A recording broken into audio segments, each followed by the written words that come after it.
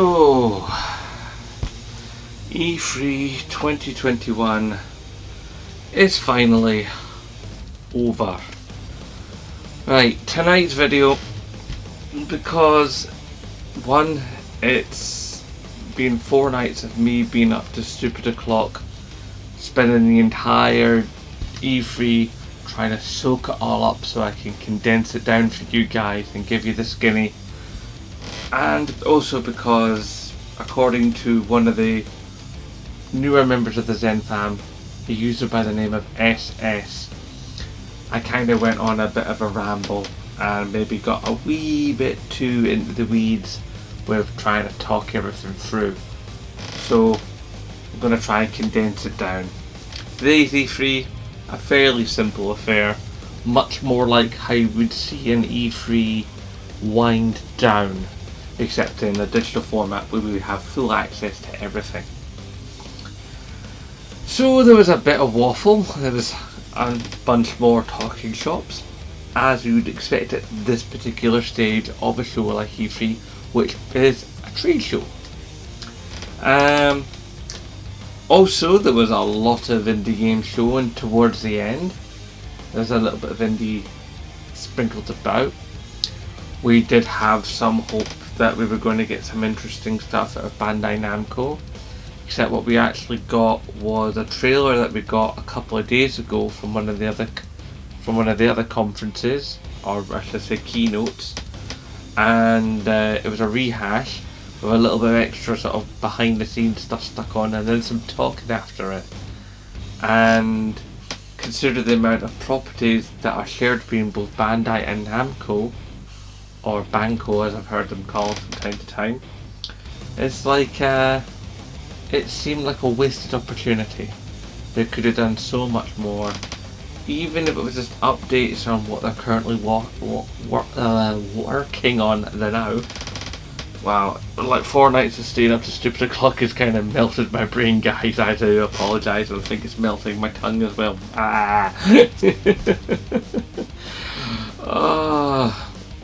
But the main high point was, and I saw all day long through the comment sections, it's like, Nintendo, please save us, and there was even a photo floating about online of like Superman carrying a kid, and the kid was plastered with E3 2021, and over Superman's face it had the Nintendo logo. People had basically put all their chips on the Nintendo table, and I was thinking, yeah, Nintendo's going to Nintendo. This is not going to turn out well, and I was proven wrong. Because Nintendo came out and they barnstormed it. I mean, they came out and they went like, look at this thing here, look at this thing here, and it was like, there's a new Zelda game, and ports of like Life is Strange, and an add-on for like Doom Eternal. I didn't know they could get Doom Eternal onto a Switch, but apparently they can. And all this stuff, and they've even got a port of the new Guardians of the Galaxy game that isn't even out yet, and I thought that game was like pure like 9th gen only. I don't know how that's getting on a Switch. And there was just all these games, and I was just like, wow. I mean, like a new Metroid, a new proper 2D Metroid with modern production values that quite frankly looks really, really awesome. And it's not often I say that kind of thing about Nintendo, because I'm not really a Nintendo guy. I haven't had a Nintendo system since like the 90s. I mean, I've had access to a couple over time, like one of my flatmates had an N64, and there was a time when I had to take an extended borrow of a SNES, and I played a bunch of stuff on both those systems, but not much after that. Nothing wrong with Nintendo. I mean, I've got a Wii down there, but that's the wife's, and she's probably turned it on maybe a dozen times if we're lucky, and now it collects dust. Can't even trade it because the game won't take it. But Nintendo came out and they did some good stuff. I mean, they had a perfectly placed, perfectly spaced, Wii keynote. And 2 guys who they were in time with each other. They knew what they were doing. They knew what they were saying. They knew what they wanted to achieve. They had nice interstitial graphics. It's like they had people that came on and talked, but didn't talk for too long. It was all just really well proportioned. I mean, it was probably the most professional, sort of like short gameplay, game show thing of the entire 4 days, including the one from Microsoft. The one from Microsoft had different things and one from Nintendo different things, because one's a Western company, one's a Japanese company, and there's going to be a change in how they see how to talk to the audience and talk to the customer and talk to the industry at large. Because, as I said before, E3 first and foremost is a trade show. We just happen to get to see it. And yeah, they just showed a bunch of stuff, and then after this really nicely compacted, well put together, beautifully edited show, they then spent a significant chunk of time just playing the games. A lot of them were the new games they spoke about in the show, and they just played them. Like this new Mario Party thing with a big birthday cake board game type thing. Apparently it's a successful title from years ago.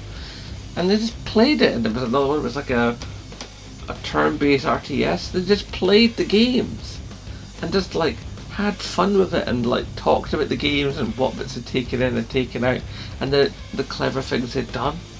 And what was nice is to do what I do, because how like I put gameplay behind me here, and if I cock up, it's still in the video.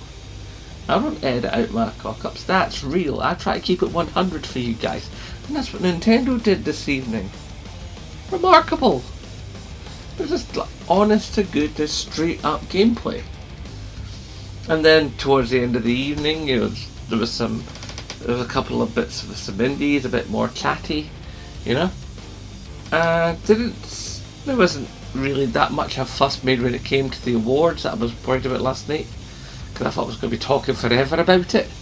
Well, no, they just rattled through it and got on with it. And like the hosts were genial and they knew what they were doing. Of course, Greg Will was a consummate professional, and it was just an all-round good evening. And it was, pretty much a perfect ending to an E3. Now, what we can hope now is that E3 are going to learn lessons from what happened this year, because 2021's E3, let's face it, was not a good E3. It was not a bad E3, but it was just not a good E3. It was underwhelming, but it was, most of it was well put together, but it was just like there was a lot of odd decisions made from an editing and content standpoint. So I'd like to think that 2022, the standard is going to go shooting up. And what we really need to see, and this is what I really personally want, and I think quite a lot of you out there will want this as well, we want everybody back in the building. Everybody gets into that LA Convention Center. It's like Bethesda does their own show, Microsoft does their own show. None of this joint show malarkey, It's like, we already know they're partners, but I think Bethesda have got enough stuff to say by themselves, they can keep their games that are just for Microsoft on their stage, and Microsoft can talk about their games that they've made for them, or that they've had made for them by other companies that aren't Bethesda in their show. And Bethesda can also talk about the stuff they've made for Switch and made purely for the PC market, maybe even some mobile games. Although, let's face it, the last couple of mobile games they've made, I've had, shall we say, mixed results. Get EA back in there, get Activision back in there. Let's get Sony. Please, God, Sony, come back to E3. We need to get that competition. We need to get that buzz. We need to get that excitement. We have that competition. That who's going to have the most stellar show. That's what we need. E3 next year needs to absolutely explode, and it needs to, primarily because I think if they can't make 2022 happen, then I reckon at that point that'll be the last E3. So it needs to be explosive, needs to be something else, needs to be an absolute barnstormer. Right, as promised, I'm going to stop this video now because I don't want to do the thing that I did last night when I talked and talked and talked, and my stupid o'clock staying up 4-night brain was melted all over the floor, and I just began to talk nonsense. Okay guys, it's crazy late. Share Factory's already crashed once and took the last video out, so this is a redo.